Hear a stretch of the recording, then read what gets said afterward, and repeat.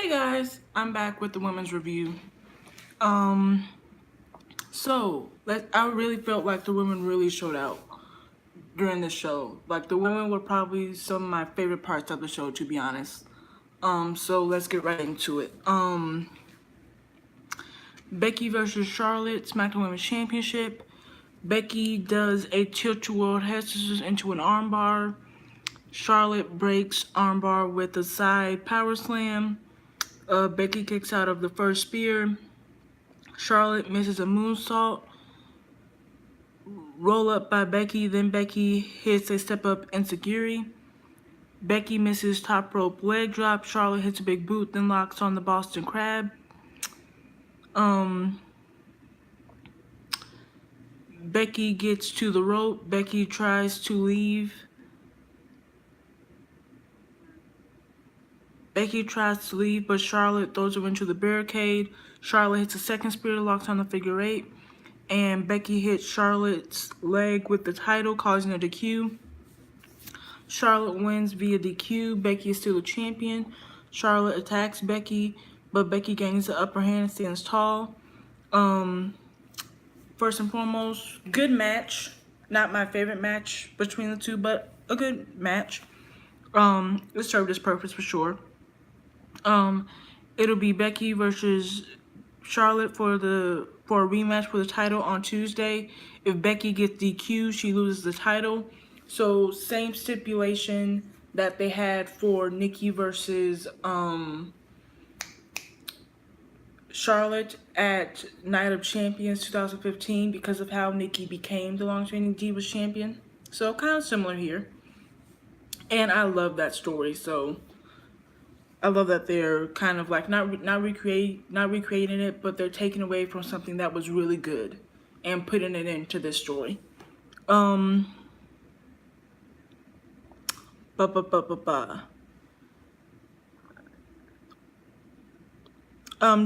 on what happens Tuesday, there may be a stipulation added to the rumored match at Evolution. And George from the AfterBuzz show said that said something similar. He said he wants it to be a ladder match. Me personally, I don't think it needs to be a ladder match. Like I said in my rumors video on Thursday, that I feel like an I Quit match would be best to count off the feud, to have a distinctive winner, to show who's the better woman is, and all of that. So I think that a I Quit match, if they were to do a stipulation, it would make sense. It's built up and it closes out the feud once and for all finally. So and I love both of their gears. I just want Becky's gear to be darker. I don't know why, but I feel like Becky would look hot and awesome in some dark gear. So yeah, good match. Second match of the night for the women was Naomi and Asuka versus the Iconics. I like the Iconics gear. It reminds me of the UK flag, which is probably what they wanted. So it was really cool. Iconics do a cute promo about how happy they are being back home and performing in front of their family and friends. Their match and win tonight will be iconic. And like Steve on the AfterBuzz said, which by the way I'm so happy that he wasn't his usual smarky self. So fucking happy. I like the fact that they did not hide the fact that the Iconics were from Melbourne and that's why they were getting cheered. Same as Buddy with the Cruiserweight Championship. Like, when before they would ignore it. But I've seen a few times in the past couple of years that they've started to acknowledge that it is someone's hometown. Like, the main event after, like, Bree's match with Becky on main event after Hell in a Cell, before Nikki left, they were in Scottsdale, Arizona, and they made it, and commentary made it a point to say that Bree's in her hometown, she has the hometown advantage, blah, blah, blah, blah. When Charlotte won the title from Natalia in her hometown, they made a big deal about it, blah, blah, blah. So I like that they aren't hiding. I like that they aren't hiding from that, especially when it comes to heels. So, but yeah, um, I love Naomi and Asuka's dancing for the entrance. It's so freaking cute. It's also really funny seeing Smarks be upset about Asuka being goofy, like they didn't see her in fucking Japan. Like, I don't watch the indies. People know that. But because I want to do women's match review and I want to extend it to and I want to extend the matches to outside of WWE, I've began looking up matches from Japan and all that. And Asuka's goofy as fucking shit. She dances like she was literally in a comedy match where she legit danced with her partner for 10 fucking minutes. A whole goddamn routine. Which, by the way, Asuka was getting down. Just wanted to point that out. But either way, it's clear that Asuka's goofy. She's funny. Now that she doesn't have her streak, let her show that. Let her show that because a lot of people like myself were bored with Asuka as champion or when she had her undefeated streak. Was she a good wrestler? Yeah. Was her matches entertaining? Yes. But character-wise, I did not know. I cannot get behind Asuka. Just her cute little promos with Naomi and her dancing makes me connect with her more. So stop trying to box in people into this little itty teeny bitty box just because you want just because you think it's dumb. Guess what? The shit that y'all think is dumb, it's the shit that works and it's the shit that helps other people outside of y'all motherfucking asses, outside of people that are smarks, connect with that person. Like, she literally lost a match in Japan because she kissed a girl, then kicked her in the head, and that girl fell on top of her for a 3 count. That was funny as shit, and it was funny because as soon as Asuka lost, she was punching the girl in the head. Like, that's funny. Let her be, don't turn her into comedy, but let her show personality. Let her show who she really is. Asuka to me is that best friend type of character as a face, but she'll knock your head off. It's that simple. She'll knock your head off. It's that simple. She's the girl that you want to hang out with and blah blah, but you never want to get on her bad side and you never want to be her opponent because she will knock your fucking head off. Whether it with her arm, her leg, whatever. And I like characters like that. Especially characters that were so dominant and had little to no character to them at all. But let's get on to the match. It was just funny seeing Smarks complain about that. Like, that's dumb. Iconics do double kicks to the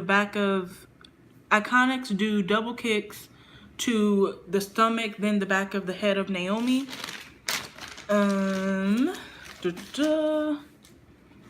Asuka hits a leg sweep, then Naomi hits a low drop kick. Iconics do the attention stand for Australia and say iconic.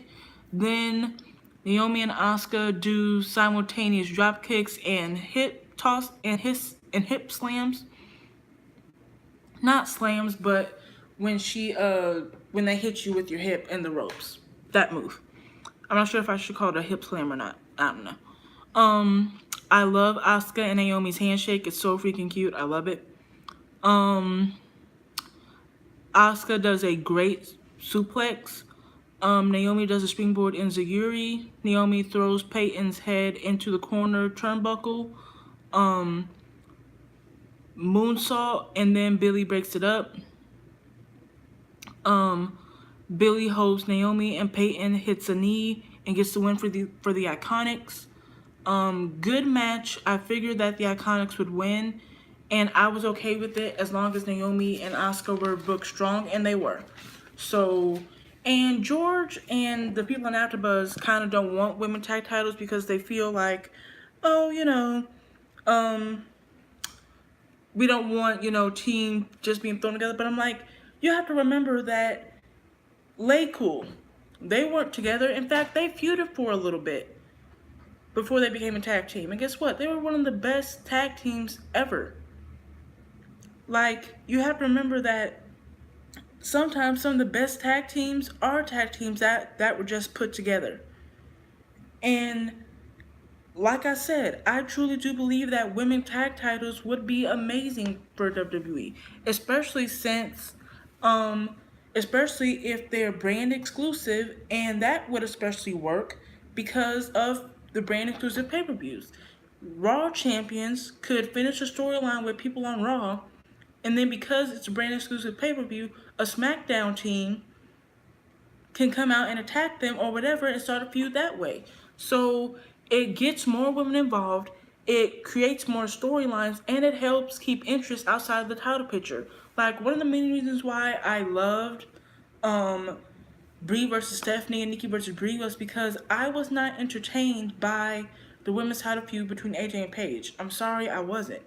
But they had multiple other storylines going on for women that kept my interest in the division. That could be the same case with women's tag titles.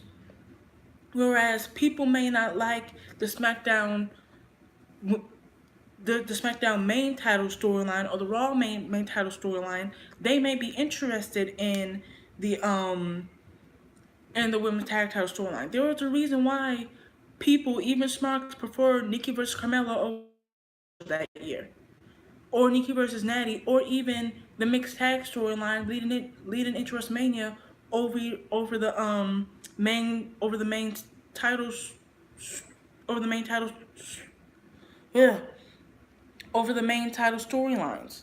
So don't knock it just yet. Don't count it out just yet.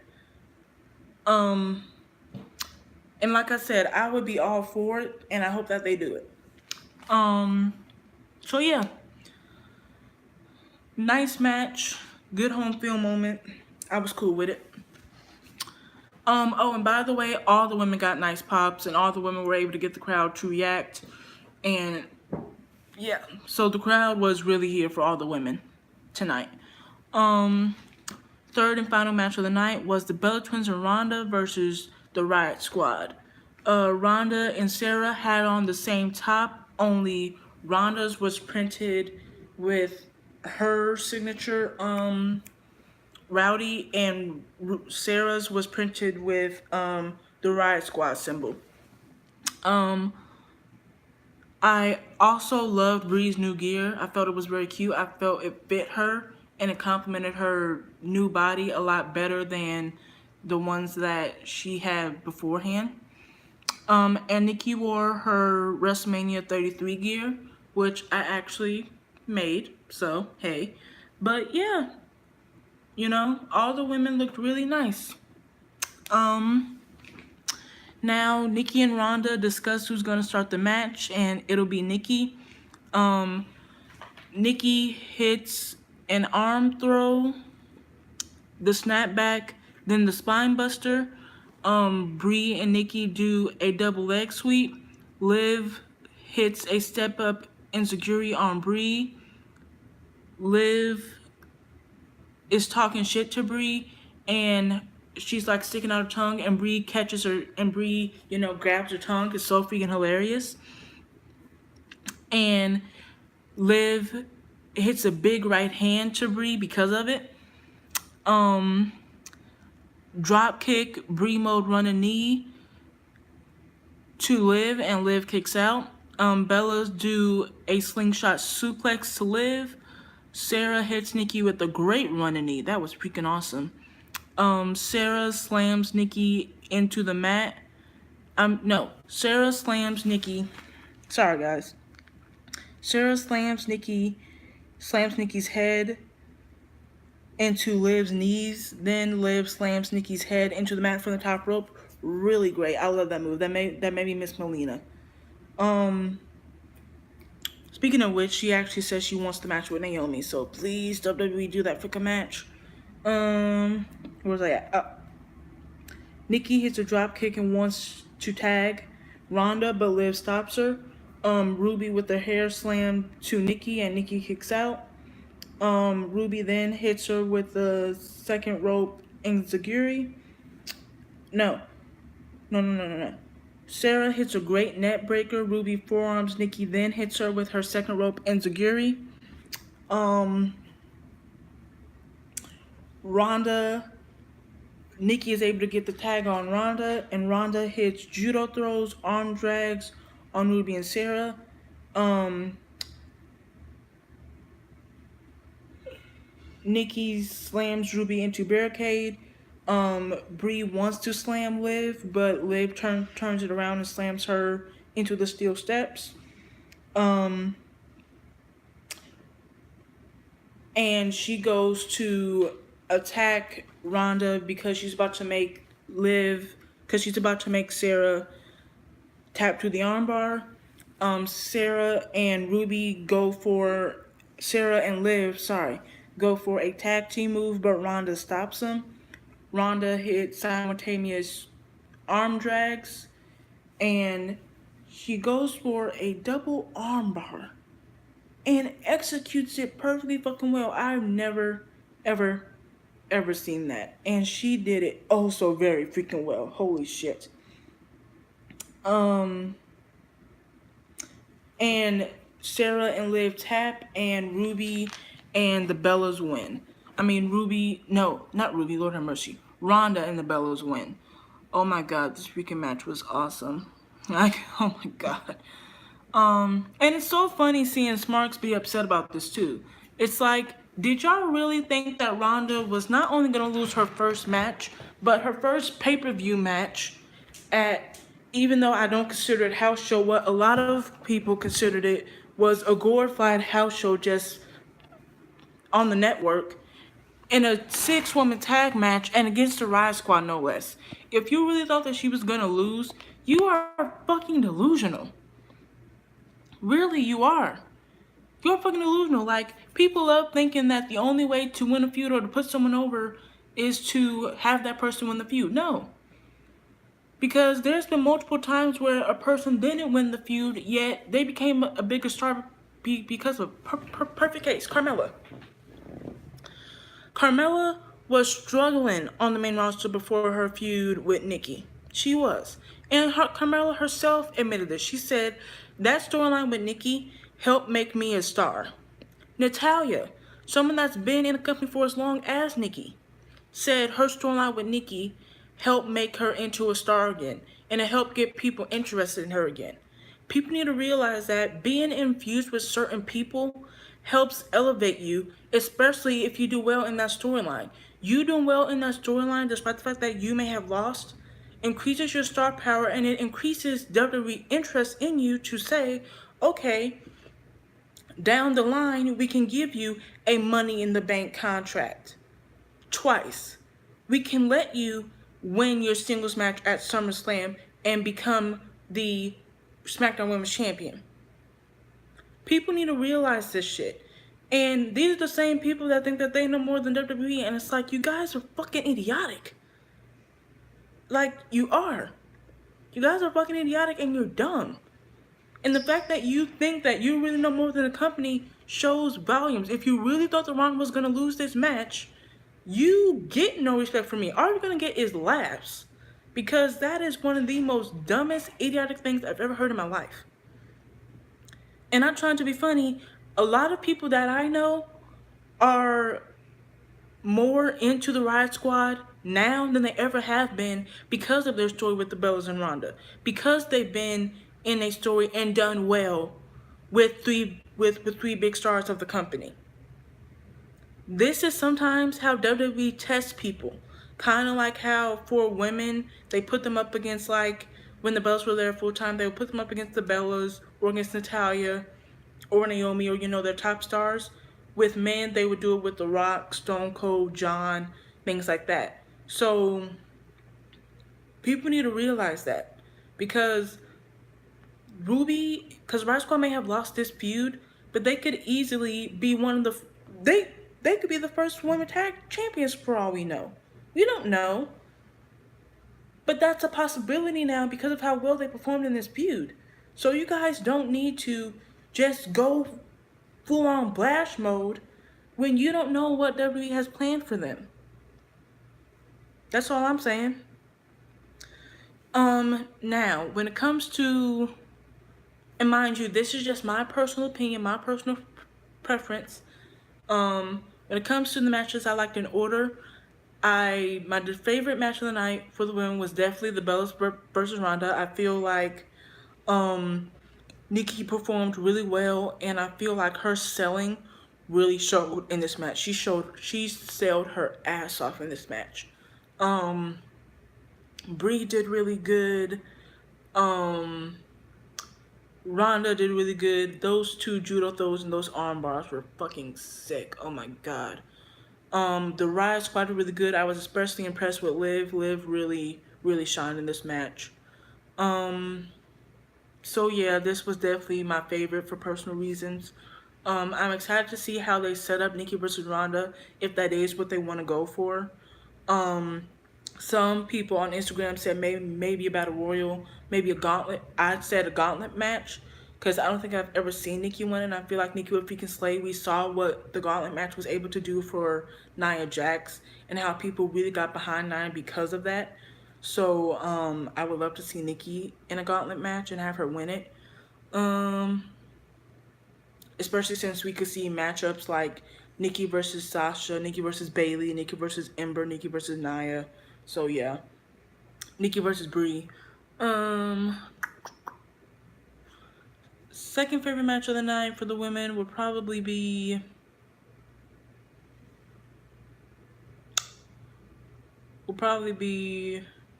the Iconics versus Naomi and Asuka. Just because once again another feel good moment. Another uh probably gonna help build up both teams for possible women tag titles. So, and the match itself was really good. Um, and then third would be Becky versus Charlotte. Not I didn't like it, but storyline wise, I feel like Smarks kind of turned me off a little bit because it's just like they want to do this whole Becky shit, and it's just like, dude, WWE wants her to be a heel. Y'all think of her as a face. That's all it is. Get the hell over it. Like, so because of that, I wasn't able to enjoy this as much as I probably should have, but it wasn't bad by any means. But if they could turn up the heat and get Charlotte more involved in the story and not just have it be all Becky, I feel like that would get me more into it as well. But yeah. So that was the show, and I'm excited for Raw tonight. I'm excited for SmackDown. Rey Mysterio is confirmed for um SmackDown 1000, I think, next week. So I'm excited for that. Like I said, Michelle McCool, Tori Wilson, and Vicky Guerrero is possibly rumored to appear on that show as well. So hopefully they have them do something at Evolution. But yeah, so that was the show for the women. I feel like the women did really great. I liked all the matches.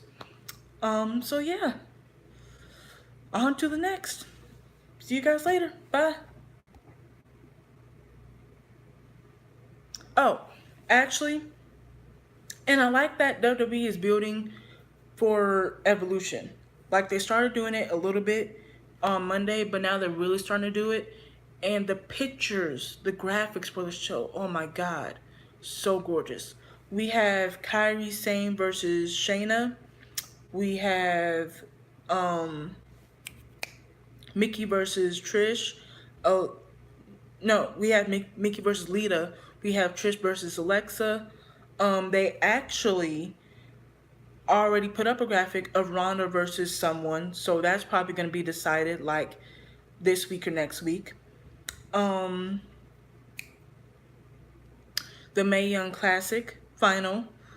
They can't announce that until the final happens, of course. The UK Women's Title. I don't know. I know that that's going to be defended, but I don't know how it's going to be announced. So I'm excited to see that. Um, Legends, possible NXT, all that. So I'm super excited. So yeah. Um, yeah. Let's get ready for Evolution. And I think either so yeah. And look forward to my new and look forward and I look forward to my next Lord have mercy match review. The one that I picked for you guys. It's you guys are gonna love it because it's one of my fave women's matches. So yeah, I will see you guys in the next one. Bye, for real this time.